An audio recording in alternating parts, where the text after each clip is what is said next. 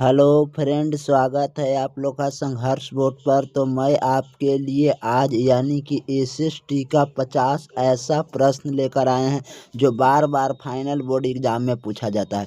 तो चलिए, जो विद्यार्थी अगर मेरे वाट्सएप ग्रुप में नहीं जुड़े होंगे तो वे कृपया मेरा वाट्सएप नंबर लिखिएगा। मेरा वाट्सएप नंबर है 6379208294। ये मेरे वाट्सएप नंबर है। इस पर हाय हेलो कर आप लोग को भेज दीजिएगा तो वाट्सएप ग्रुप में जोड़ दिया जाएगा। तो जल्दी से आप लोग क्या कीजिए, इस वीडियो को अगर आप लोग समझ में आ जाएगा तो इस वीडियो को अधिक से अधिक स्टूडेंट के साथ शेयर कीजिएगा, क्योंकि ताकि वो भी ऑब्जेक्टिव आप लोग कर पावे। तो चलिए चलते हैं। देखिए, यहाँ है जो कम समय में ऑब्जेक्टिव करा दिया जाता है, तो कम समय में कराने के लिए इस चैनल को सब्सक्राइब कर दीजिए। देखिए, फर्स्ट नंबर क्वेश्चन क्या कर रहा है, देखिएगा कि 1857 का विद्रोह किससे शुरू हुआ था। यानी कि 1857 का विद्रोह किससे शुरू हुआ था। तो जल्दी से आप लोग कमेंट कीजिएगा कि बिल्कुल राइट आंसर क्या होगा। तो पहला का बिल्कुल राइट आंसर क्या होगा, तो चलिए सिपाहियों से, यानी कि 1857 का विद्रोह किससे शुरू हुआ था, तो सिपाहियों से शुरू हुआ था। तो बी बिल्कुल राइट आंसर होगा। चलिए दूसरे नंबर प्रश्न पर चलते हैं। दूसरा नंबर प्रश्न क्या कह रहा है कि रानी लक्ष्मीबाई किस राज्य के शामिल थी। यानी कि रानी लक्ष्मीबाई थी, वह किस राज्य के शामिल थी। तो जल्दी से आप लोग कमेंट कीजिएगा। तो यानी कि झांसी बिल्कुल राइट आंसर आ गया, तो सी बिल्कुल राइट आंसर आ गया। चलिए चलते हैं तीसरे नंबर प्रश्न पर। तीसरा नंबर प्रश्न क्या कह रहा है कि असहयोग आंदोलन किस वर्ष शुरू हुआ था। यानी कि असहयोग आंदोलन कब, किस वर्ष, तो 1920 बिल्कुल राइट आंसर आ गया। सी बिल्कुल करेक्ट आंसर हो गया। चलिए चलते हैं यानी कि चौथे नंबर पर चलते हैं। चौथा नंबर प्रश्न क्या कह रहा है, जल्दी से इस पर ध्यान दीजिएगा कि दांडी मार्च का नेतृत्व किसने किया था। यानी कि दांडी मार्च का नेतृत्व किसने किया था। तो देखिए, यानी कि चौथा का बिल्कुल राइट आंसर क्या होगा, तो महात्मा गांधी बिल्कुल करेक्ट आंसर है। चलिए चलते हैं पांचवें नंबर पर प्रश्न पर। पांचवा नंबर की जलियांवाला बाग हत्याकांड कब हुआ था। यानी कि जलियांवाला बाग हत्याकांड कब हुआ था, तो 1919 ईस्वी में हुआ था। तो सी बिल्कुल राइट आंसर। ये इसमें पूछा गया प्रश्न है और बार बार बोर्ड एग्जाम में पूछा जाता है। तो भारत की सबसे बड़ी लंबी नदी कौन सी है, तो गंगा नदी है। तो बी बिल्कुल राइट आंसर होगा। चलिए चलते हैं सातवें नंबर प्रश्न पर चलते हैं। सातवां नंबर प्रश्न क्या कह रहा है कि काली मिट्टी किस फसल के लिए उपजाऊ है। तो काली मिट्टी है जो कपास के लिए उपजाऊ है। तो सी बिल्कुल करेक्ट आंसर होगा। चलिए चलते हैं आठवें नंबर प्रश्न। आठवां नंबर प्रश्न क्या कह रहा है कि भारत में मानसून किस दिशा में आता है। यानी कि मानसून है जो किस दिशा में आता है। तो यानी कि दक्षिण पश्चिम, यानी कि बी बिल्कुल करेक्ट आंसर होगा। चलिए और चलते हैं नौवें नंबर प्रश्न पर। नौवां नंबर प्रश्न क्या कह रहा है कि भारत में सबसे अधिक वर्षा कहाँ होती है। यानी कि भारत में सबसे अधिक वर्षा कहाँ होती है। तो चलिए, यानी कि मशीन राम बिल्कुल राइट आंसर सी आएगा। चलिए और चलते हैं आईएएस में एसएसटी का पूछा गया प्रश्न है। चलिए 10वें नंबर प्रश्न क्या कह रहा है कि लौह अयस्क का प्रमुख क्षेत्र कौन सा है। यानी कि लौह अयस्क का प्रमुख पत्र कौन सा है, तो छोटा नागपुर, यानी कि पठार बिल्कुल राइट आंसर ये होगा। चलिए और चलते हैं यानी कि 11 नंबर प्रश्न क्या कह रहा है कि भारत को गणराज्य कब घोषित किया गया था। यानी कि भारत को गणराज्य कब घोषित किया गया था, तो 26 जनवरी 1950 ईस्वी। बी बिल्कुल करेक्ट आंसर होगा। चलिए चलते हैं यानी कि 12 नंबर प्रश्न पर। 12 नंबर की भारत संविधान के निर्माता कौन थे। यानी कि भारत संविधान का निर्माता कौन थे, तो डॉक्टर भीमराव अम्बेडकर। ये भी प्रश्न पूछा गया है। तो सी बिल्कुल राइट आंसर होगा। चलिए चलते हैं 13 नंबर प्रश्न की लोकतंत्र की सबसे बड़ी विशेषता क्या थी। यानी कि लोकतंत्र की सबसे बड़ी विशेषता क्या थी। तो चलिए, सभी विद्यार्थी जनता का शासन बिल्कुल राइट आंसर भी होगा। चलिए चलते हैं 14 नंबर प्रश्न पर। 14 नंबर प्रश्न क्या कह रहा है कि भारत का सर्वोच्च न्यायालय कहाँ स्थित है। यानी कि भारत का सर्वोच्च न्यायालय है जो कहाँ स्थित है, तो नई दिल्ली, यानी कि डी बिल्कुल करेक्ट आंसर होगा। चलिए चलते हैं 15 नंबर प्रश्न पर।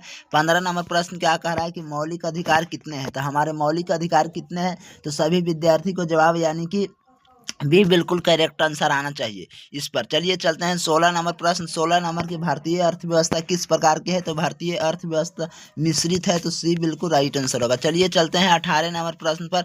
18 नंबर प्रश्न की प्राथमिक क्षेत्र में कौन सा कार्य आता है, तो प्राथमिक क्षेत्र में कृषि कार्य आता है। तो 17 का बिल्कुल राइट आंसर सी होगा। चलिए चलते हैं 18 नंबर प्रश्न क्या कह रहा है कि बेरोजगारी का अर्थ क्या होता है। तो बेरोजगारी का अर्थ पूछा जाए तो यानी कि काम न मिलना, यानी कि बी बिल्कुल राइट आंसर होगा। क्या, तो हमारे बिहार में बेरोजगारी का अर्थ है। तो बी बिल्कुल करेक्ट आंसर होगा। चलिए चलते हैं यानी कि 19 नंबर प्रश्न क्या कह रहा है, जल्दी से जवाब दीजिएगा कि गरीबी रेखा का निर्धारण कौन करता है। तो गरीबी रेखा का निर्धारण कौन करता है, तो योजना आयोग करता है। तो बी बिल्कुल राइट आंसर होगा। चलिए और चलते हैं यानी कि 20 नंबर प्रश्न क्या कह रहा है, देखिएगा कि मानव विकास सूचकांक सूचकांक में क्या शामिल था, यानी कि मानव विकास सूचकांक में क्या शामिल था, तो जल्दी से जवाब दीजिएगा। तो 20 का बिल्कुल राइट आंसर क्या होगा, तो उपयुक्त सभी आय होगा, शिक्षा स्वस्थ, यानी कि डी बिल्कुल राइट आंसर होगा। चलिए और चलते हैं अगले नंबर प्रश्न 21 नंबर प्रश्न कि सभ्य अवि आंदोलन कब शुरू किया गया था। तो सभ्य अवि आंदोलन है वह 1930 ईस्वी में शुरू किया गया था, तो डी बिल्कुल राइट आंसर होगा। चलिए और चलते हैं 22 नंबर प्रश्न पर कि भगत सिंह की फांसी कब दी गई थी। तो भगत सिंह की अगर फांसी कब दी गई थी, तो यानी कि 1931 ईस्वी में, तो सी बिल्कुल राइट आंसर होगा। चलिए 23 तक 22 का बिल्कुल राइट आंसर सी होगा। चलिए चलते हैं अब 23 नंबर प्रश्न का जवाब दीजिएगा कि चौरा चौरी कांड कब हुआ था, यानी कि चौरा चौरी कांड कब हुआ था, तो यानी कि 1922 ईस्वी में हुआ था, तो सी बिल्कुल करेक्ट आंसर होगा। चलिए चलते हैं यानी कि 24 नंबर क्वेश्चन कि भारत छोड़ो आंदोलन किस वर्ष हुआ था। तो भारत छोड़ो आंदोलन किस वर्ष हुआ था, तो 1942 ईस्वी में हुआ था, तो सी बिल्कुल राइट आंसर होगा। चलिए चलते हैं 25 नंबर क्वेश्चन कि साइमन कमीशन भारत कब आया था, यानी कि साइमन कमीशन भारत 1928 ईस्वी में आया था, तो सी बिल्कुल का राइट आंसर होगा। चलिए चलते हैं 26 नंबर क्वेश्चन कि भारत का सबसे बड़ा राज्य क्षेत्रफल के अनुसार कौन सा है। तो भारत का सबसे क्षेत्रफल के अनुसार कौन सा बड़ा राज्य है, तो जल्दी से आप लोग इस पर ध्यान दीजिएगा। तो राजस्थान बिल्कुल राइट आंसर सी होगा। चलिए ये भी प्रश्न पूछा गया है। चलिए चलते हैं यानी कि 27 नंबर क्वेश्चन 27 नंबर की गंगा नदी का उद्गम स्थान कौन सा है। तो गंगा नदी का स्थान कौन सा है, तो देखिएगा 27 का बिल्कुल राइट आंसर क्या होगा, सभी विद्यार्थी का देखिएगा। तो 27 का बिल्कुल राइट आंसर ये होगा, यानी कि गंगोत्री गलवेरी सियार हो जाएगा। चलिए चलते हैं यानी कि 28 नंबर प्रश्न पर कि भारत में सबसे लंबी तटरेखा किस राज्य की है, यानी कि भारत में सबसे लंबी तटरेखा किस राज्य की है, तो देखिएगा। तो 28 का बिल्कुल राइट आंसर गुजरात बिल्कुल राइट आंसर दिया गया है। चलिए और चलते हैं अगले नंबर प्रश्न। अगला नंबर प्रश्न क्या कह रहा है, 29 नंबर प्रश्न पर ध्यान दीजिएगा कि भारत में सर्वाधिक जनसंख्या वाला राज्य कौन सा है, यानी कि भारत में सबसे सर्वाधिक जनसंख्या वाला राज्य कौन सा है, तो देखिएगा। तो चलिए सभी विद्यार्थी का जवाब आना चाहिए, यानी कि उत्तर प्रदेश बिल्कुल राइट आंसर। क्या, तो 29 का बिल्कुल राइट आंसर उत्तर प्रदेश आएगा। चलिए चलते हैं 30 नंबर प्रश्न पर कि जल विद्युत ऊर्जा का स्रोत है, यानी कि जल विद्युत ऊर्जा का स्रोत क्या है, तो जल्दी से आप लोग देखिएगा। तो यानी कि बहता जल, यानी कि सी बिल्कुल राइट आंसर होगा। क्या, तो जल विद्युत ऊर्जा का स्रोत क्या होगा, तो यानी कि बहता जल हो जाएगा, तो सी बिल्कुल राइट आंसर होगा। चलिए 31 नंबर प्रश्न कि भारत का राष्ट्रपिता किसे कहा गया है, यानी कि भारत का राष्ट्रपिता किसे कहा गया है, तो यानी कि गांधी जी को बिल्कुल राइट आंसर सी आ गया। चलिए और चलते हैं 32 नंबर प्रश्न पर। 32 नंबर प्रश्न क्या कह रहा है कि राष्ट्रपति का चुनाव कौन सा है, यानी कि राष्ट्रपति का चुनाव कौन सा है, तो यानी कि सभी विद्यार्थी का निर्वाचन मंडल, यानी कि सी बिल्कुल राइट आंसर बता रहे हैं। चलिए और चलते हैं अगले नंबर प्रश्न। अगला नंबर प्रश्न क्या कर रहा है, 33 नंबर के भारतीय संविधान लागू हुआ था, यानी कि भारतीय संविधान जो लागू है वह हुआ था तो 26 जनवरी 1950 ईस्वी को। कब, 26 जनवरी 1950 ईस्वी को, तो सी बिल्कुल राइट आंसर बता रहे हैं। चलिए चलते हैं 34 नंबर के लोकतंत्र का कार्यकाल कितने वर्ष का होता है, यानी कि लोकतंत्र का कार्यकाल कितने वर्षों तक होता है, तो सभी विद्यार्थी का जवाब आना चाहिए, यानी कि 5 वर्षों तक, तो बी बिल्कुल राइट आंसर होगा। चलिए और चलते हैं अगले नंबर प्रश्न यानी कि 35 नंबर प्रश्न कि भारत में संघीय शासन प्रणाली इसका अर्थ क्या है, यानी कि भारत में संघीय शासन प्रणाली का इसका अर्थ क्या होता है, तो सभी विद्यार्थी का जवाब आना चाहिए, यानी कि बी 2 स्तर की सरकार। क्या, तो 2 स्तर की सरकार बिल्कुल राइट आंसर बी होगा। चलिए और चलते हैं 36 नंबर प्रश्न पर कि राष्ट्रीय आय की गणना किससे होती है, यानी कि राष्ट्रीय आय की गणना किससे होती है, तो जब सभी विद्यार्थी का जवाब आना चाहिए उपयुक्तों से, उत्पादन से, आय से, व्यवहार से, यानी कि डी बिल्कुल राइट आंसर बता रहे हैं। चलिए और चलते हैं 37 नंबर प्रश्न क्या कह रहा है, जल्दी से आप लोग कमेंट की देखिए। 37 नंबर की द्वितीय क्षेत्र में कौन सा कार्य जाता है, यानी कि द्वितीय क्षेत्र है उसमें कौन सा कार्य जाता है, तो यानी कि उद्योग बिल्कुल राइट आंसर सी बता रहे हैं। चलिए और चलते हैं अगले नंबर प्रश्न पर। अगला नंबर प्रश्न क्या कह रहा है, यानी कि 38 नंबर प्रश्न जवाब दीजिएगा कि 38 नंबर सेवा क्षेत्र का उदाहरण कौन सा है, यानी कि सेवा क्षेत्र का उदाहरण कौन सा है, तो चलिए सेवा क्षेत्र का उदाहरण कौन सा है, तो जल्दी से आप लोग इस पर ध्यान दीजिएगा। तो 38 का बिल्कुल राइट आंसर क्या होगा, तो चलिए सी, यानी कि बैंकिंग बिल्कुल राइट आंसर सेवा क्षेत्र का है। चलिए चलते हैं यानी कि 39 नंबर क्वेश्चन कि भारत में पंचवीय योजना कब शुरू किया गया था, तो यानी कि भारत में पंचवीय योजना कब शुरू किया गया था, तो चलिए सभी विद्यार्थी का जवाब आना चाहिए, यानी कि 39 का बिल्कुल करेक्ट आंसर, तो 1951 ईस्वी सी बिल्कुल राइट आंसर आ रहा है। चलिए चलते हैं यानी कि 40 नंबर प्रश्न कि गरीबी का मुख्य कारण क्या है, यानी कि गरीबी का मुख्य कारण क्या है, तो चलिए यानी कि बेरोजगारी बिल्कुल राइट आंसर होगा। चलिए चलते हैं 41 नंबर, देखिए 41 नंबर प्रश्न क्या कह रहा है,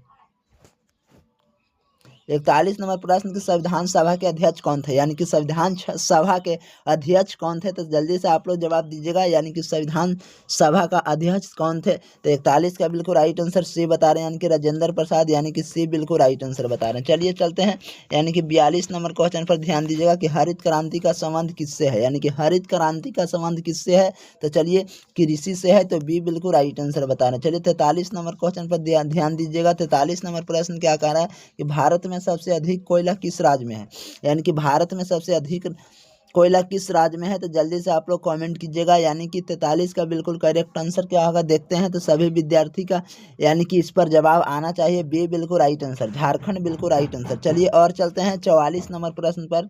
44 नंबर प्रश्न क्या कह रहा है कि मौलिक करियत कितने हैं। तो मौलिक करियत अब कितने हैं। तो 44 का बिल्कुल राइट आंसर 11 बिल्कुल राइट आंसर आएगा। चलिए और चलते हैं, यानी कि 45 नंबर प्रश्न क्या कह रहा है। 45 नंबर प्रश्न पर कि योजना आयोग की जगह किसने ली थी, यानी कि योजना आयोग की जगह किसने ली थी। तो यानी कि नीति आयोग ने लिया था, तो बी बिल्कुल राइट आंसर होगा। चलिए और चलते हैं अगले नंबर प्रश्न, यानी कि 46 नंबर प्रश्न कि भारत में मुद्रा जारी करने का अधिकार किससे है, यानी कि भारत में मुद्रा जारी अधिकार किसने है। तो सभी विद्यार्थी का जवाब आना चाहिए आरबीआई का, यानी कि सी बिल्कुल राइट आंसर है। चलिए चलते हैं, यानी कि 47 नंबर क्वेश्चन के लोकतंत्र में अंतिम शक्ति किससे पास होती है। तो लोकतंत्र में अंतिम शक्ति किससे पास होती है। तो सभी विद्यार्थी का जवाब आना चाहिए, यानी कि जनता से, तो सी बिल्कुल राइट आंसर होगा। चलिए और चलते हैं 48 नंबर प्रश्न पर कि भारत का सबसे ऊंचा पर्वत शिखर कौन सा है। तो भारत का सबसे ऊंचा पर्वत शिखर कौन सा है। तो सभी विद्यार्थी का जवाब आना चाहिए 48 का बिल्कुल राइट आंसर बी बता रहे हैं, यानी कि के। चलिए 48 का बिल्कुल करेक्ट आंसर बी, यानी कि K2 हो जाएगा। चलिए और चलते हैं 49 नंबर प्रश्न पर कि बिहार की राजधानी कहाँ है। या देखिए क्या लिखा गया है, कहाँ है। तो पटना बिल्कुल राइट आंसर होगा। चलिए चलते हैं अब 50 नंबर प्रश्न पर। 50 नंबर प्रश्न क्या कह रहा है कि भारत में योजना आधारित अर्थव्यवस्था कब शुरू किया गया था। तो अर्थव्यवस्था कब शुरू किया गया था। तो सभी विद्यार्थी का जवाब आया है, यानी कि 50 का बिल्कुल राइट आंसर क्या होगा। तो सी होगा 1951 ईस्वी। चलिए ऐसा ऐसा आप लोग को वीडियो अगर प्राप्त चाहिए तो इस चैनल को सब्सक्राइब कर दीजिए, और ऐसे ऐसे वीडियो मज़ेदार आप लोग को मिलते रहते हैं। तो चलिए आज का वीडियो यहीं पर समाप्त करते हैं और चलते हैं नेक्स्ट पार्ट में।